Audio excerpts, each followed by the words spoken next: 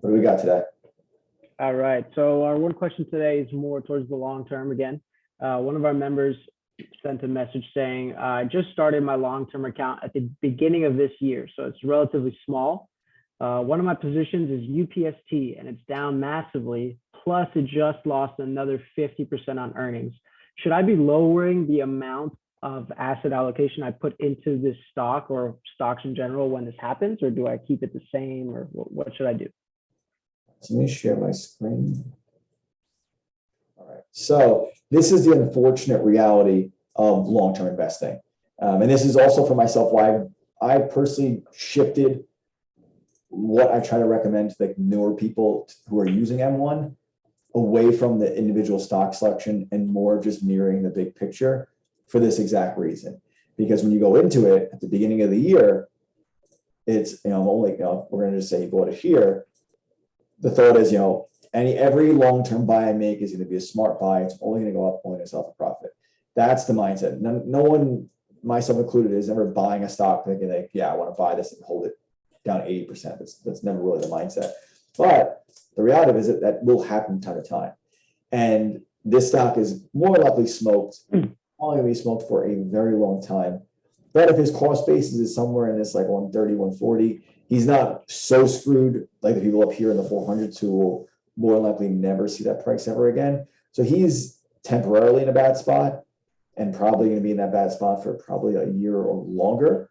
But you can't get into the habit when it comes to long-term investing that you're buying high and selling low, because that's the opposite of rebalancing. That is what 99% of people do, is they buy what's popular. So PST was super popular at the beginning of the year. A lot of the tech names were very popular this year, and now they're less popular because their share price is obviously lower. But if he lowers the allocation, say he was at 10% here, and again, he said it was a small account, he just started it. We're going to say it's $1,000 account. So he's $1,000 account. He's got $100 in UPST. Insignificant, really, in the scheme of things. Very good lesson to learn. But if he now lowers it to say 5%, he's lowering the allocation at the worst possible time. He's locking in a loss. He's locking a 50% loss. And that tells me that he has no conviction in UPST as a company. He just looked at the chart or saw it maybe on the shakedown or somewhere he saw it and was like, this is a long-term hold. But for me, even in my names are getting destroyed. Where's my, so let's see. Bumble, pretty smoked. Match.com coming in like macro support, smoked. Apple, I have so little Apple, it's insignificant. Baba, down huge. Amazon, into macro support, down a little bit. CRM, same story. Etsy, smoked. Teladoc, all these names are smoked. But I have conviction in all these names, maybe except for maybe Teladoc. That's the only one that I don't have the most conviction with. But the other names, CRM, Amazon, Shopify, Airbnb. My mom made like $6,000 this month renting her second floor of her house in Airbnb, and it's fully booked for the next 4 months. I'm very bullish on Airbnb for how easy it is to use that service. I don't care that their stock is taking new 50-week lows. So I'm never going to lower the allocation because I have the conviction in the name. When the name gets up here, yeah, sure, I will. If it gets back up here again, I'll most certainly take some profits, but I'm not going to lower them here. And that's just going to start a bad habit of buying high and selling low. We don't want to do that. So he needs to kind of just stick with the course. Also realize that the amount of money he has in that name is probably so insignificant that he can easily turn that position around. But for the longer term stuff, the real short of it is you need to have the conviction in the name. If you don't personally use that company or understand their business model, it's going to be very difficult when they do get smoked that you're going to have the conviction to stick with them. And that probably is the real lesson for him with that UPST, is that it was just, he was looking at it from a swing trader mindset of looking at the chart, up through 360 or up through this 160 looks amazing. But when you're holding it for a year or two, you got to understand that, the stock can go much lower than you and I expect it to go. Yeah. I mean, I think another kind of important lesson on this one too is just because the stock is down, what is that, like 70, like before earnings, just because it's down 75% or 80% from highs, doesn't mean that it can't go lower. Mhm. And there's a perfect example right there. It's like, even if you bought it at 80 before earnings, you're down 50% a week later because it dropped another 50% from that $80 point. So, just when it's long term, it doesn't only mean because it's down a ton of money that you should be buying it as well. So you have to really consider that too. Yeah. But I mean, I believe I have some UPSC in my long-term account as well, and I have not lowered my allocation or anything like that. I'm just letting it go slowly. I only recently started my long-term last year, so it's relatively small as well. And that's kind of the benefit of doing it little by little versus trying to put in $100,000 right away, because you can very quickly be wrong in a lot of things, and then you're down a ton. And then the thing is that you don't have the cash to actually load up when things are at lows and things are starting to come back up. So yeah, I mean, I would just stick to the rules that you have. Don't move that allocation. And I mean, I know that you even said you might even want to increase the allocation for those stocks that are a lot lower. Yeah, so that even like for me, when I was going through like my name just now, like the last rebalance I did was, let me just show my screen again. A couple months ago, when you sold Apple, you sold some. Yeah, Apple was like, and that for me, it was like it was the only thing that was up. Where it was Kyle McCooper. I remember he sold it up here, but I sold it into, I forget the exact. I think it was like this day. It was like 165 or 160. Yeah, somewhere in this range. I don't know the exact range, but for me, looking at all these names, my 12 names, I was only up in one overall. So it's like, all right, I'm up, I don't know, 25 or 30% at the time. And it's okay, I can lock in the gains now. My cost basis is 120. So it's not an amazing price. It can easily get back down to that price. I rather just take the money off the table now and put it elsewhere. And I honestly can't remember where I rebalanced it to at right now, but wherever it was, that name at the time, we'll say it was Baba. So whenever this was, let's see, so Apple, this was like around March. It might have been Bob. Let's see, so March. Okay, so it was around this area. So initially, when I did that rebalance, the next day the stock got smoked. I bought it at the 52-week low. Next day it opens up lower, gets smoked, but then it starts to bounce a little bit higher. And from over the next couple of weeks or whatever, it goes 40 points higher. But again, I'm still not looking to tick trade this. I can't sell that buy anyways because it just gives my overall cost basis. My overall cost basis is at this point probably somewhere like in the 170s. But that's where, again, if this keeps going lower, I'll keep dollar cost averaging, and I will continue to slowly bring that price down lower with time if the stock continues down. And if the stock starts to turn back up, I'll start to increase my dollar cost average. But the bigger thing I think with the newer people starting to use M1 is focus more on the big picture and mirroring the market, and have a very tiny percent in the stock so you can start to experience, because even for him, he might have $50 or $100 in UPST, but it still might feel like he has $1,000 or $10,000 because he just sees, like, I'm down 80%. This is crazy, but dollar for dollar, it's so insignificant. So if you do want to start to learn these lessons, you can put, say, 90% big picture, 10% individual stocks, and you pick your 10 favorite stocks, you put 1% in each. It's going to be such an insignificant dollar amount, but you'll start to see, okay, I have one share of Coke and it's a year later, it's up $5. I'm up 5%. Okay, Amazon is up 1,500 points. I'm up 70%. I got to sell some Amazon, and maybe I got to get rid of Coke because it's not really moving. But those are those lessons that it does take some time, and the less you can start with, the much easier it is to experience the realities of long-term investing without, getting really smoked, where it's, you're watching it every single day, hoping for it to come back to your price. Gotcha. Jace, Derek, do you guys have any questions? I see you in the chat on the video. If you have anything. In the meantime, Ben, are there any, because I'm obviously getting a ton of questions from people that don't really trade, saying like, what stock should I buy during this crash? I want to take advantage of the crash, and I want to be able to ride the way up. What would be your response to that? So real quick, I saw Eric unmute. Eric, did you have a question? And then we'll go to that one. Yeah, it can come later on. Go ahead. No, go for it. Go for it. Yeah. My question is, oil is pretty high right now and prices. My question is, should we go look at like Apple, Microsoft that don't have a lot of cost basis long term on oil? For example, we have transportation that they depend on oil for the long term. Know what I'm saying, or is it clear? So you're talking about looking at companies that aren't so dependent on oil because oil is high? Exactly. So that means margins are going to be lower Let me ask the you next this. quarters. So like Apple and Amazon and those companies, do they not use like shipping and freight to move things around? Yeah, Their products? exactly. Yeah.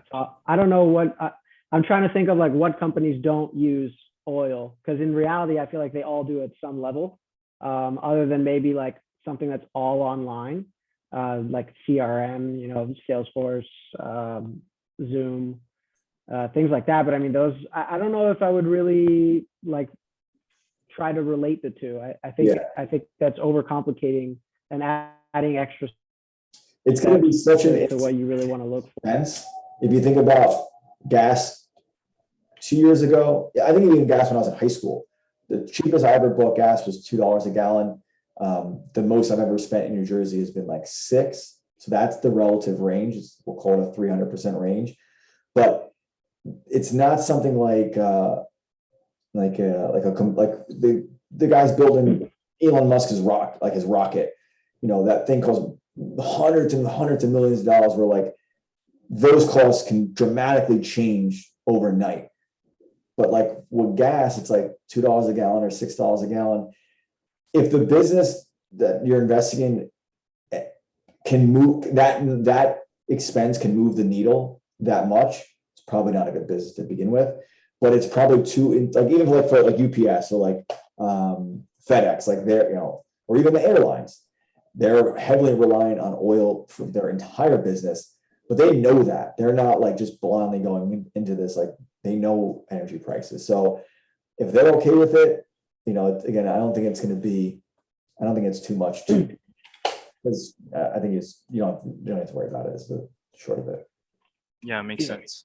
Yeah, I'd much rather be looking at like what sectors are strong and then what stocks within that sector are strong. I think that's like a much more simpler way to kind of look at what to buy and stuff, versus trying to find like what's the strong sector and then what companies really rely on that asset to make their company, more profitable. I think it adds, like I said, just adds a little more unnecessary confusion. That's like a lot with the fundamental stuff that you could go down, like with any company. You can go down the rabbit hole of like their financials or their annual reports, and you can find something good or bad, however you want to look at it. Mm-hmm. But then you might think it's important. You might think this is the most important thing possible.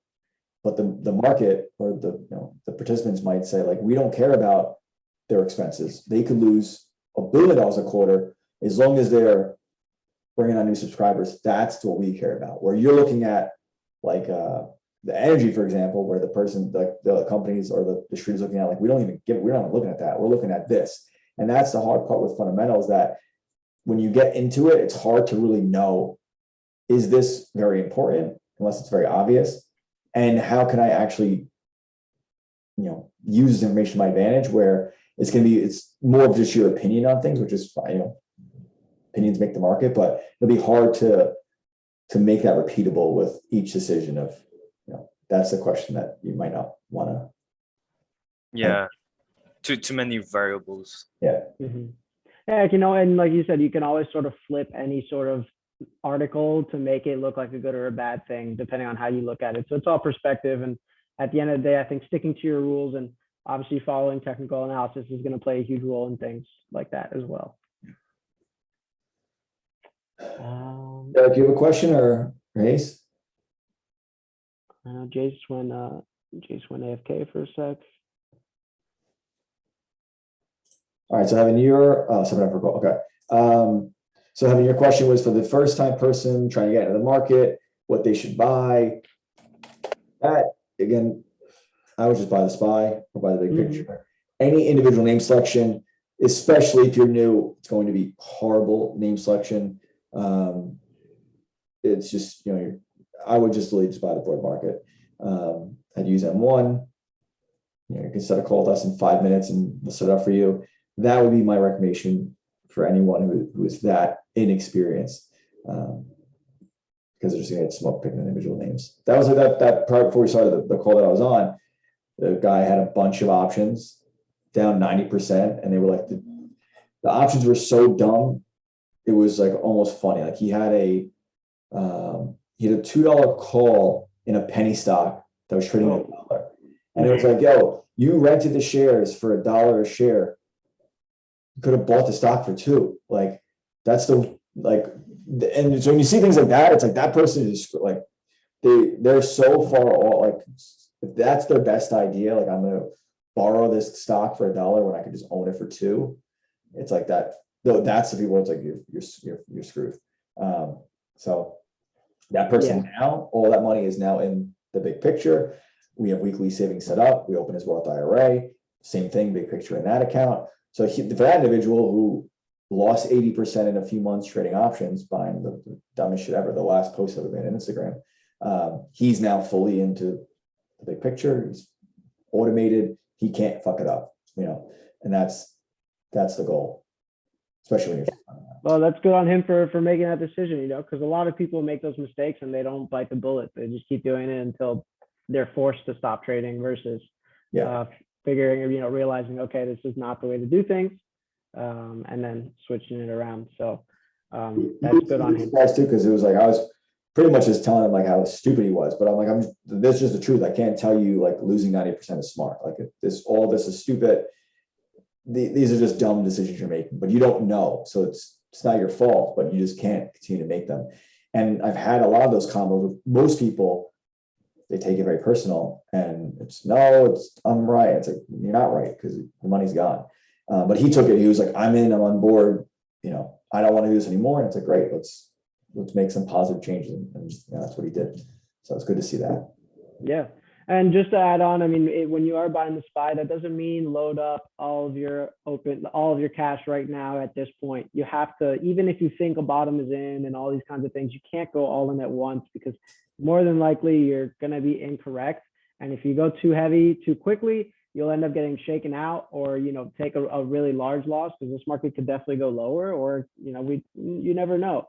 So understanding to gradually get in. You don't need to be the first person at the lowest price just so you can take a screenshot and show your friends that you bought the bottom. It's not really worth it. Like it's not. You get a cool congrats and then a week later everybody forgets. So just don't chase that clout because that's a big thing I think, especially nowadays with so much in social media and Twitter and all these things with traders that kind of show their skills and their performance is they're messing up their own performance by trying to entertain other people that have nothing to do with your money. So it's like why there's zero point in doing that.